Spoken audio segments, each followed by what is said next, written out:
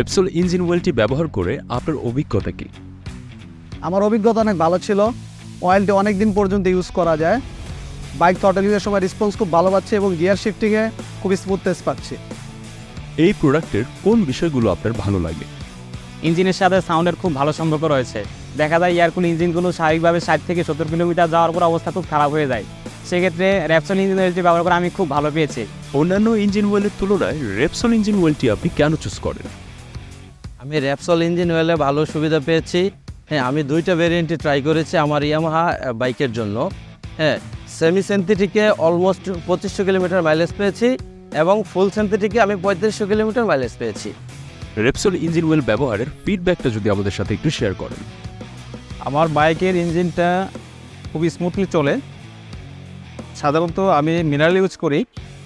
সেক্ষেত্রে 1500 থেকে 2000 কিলো চালার পরেও ইঞ্জিন অনেক পরিষ্কার এবং ঝকঝকে থাকে।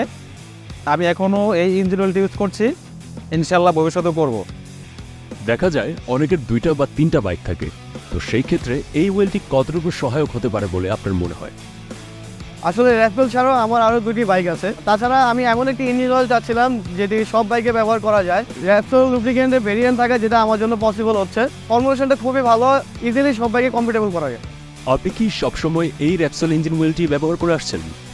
আমি বেশ আগে থেকেই রেপসল ইউজার ছিলাম, বাট যেহেতু প্রোডাক্টটি অনেক বছর ধরে মার্কেটে আনঅ্যাভেলেবল থাকায় ব্যবহার করা হয়নি।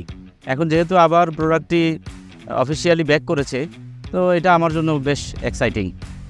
দেখলাম আপনি স্কুটি ব্যবহার করেন, তো স্কুটির ক্ষেত্রে এই ইঞ্জিন ওয়েলটি কতটুকু কাজ করে? আমার স্কুটির জন্য ভালো একটা ইঞ্জিন অয়েল পাওয়াটা খুব difficult, but Repsol engine oil স্কুটির জন্য অ্যাভেলেবেল থাকে, আমি ভালো পারফরমেন্স পাচ্ছি।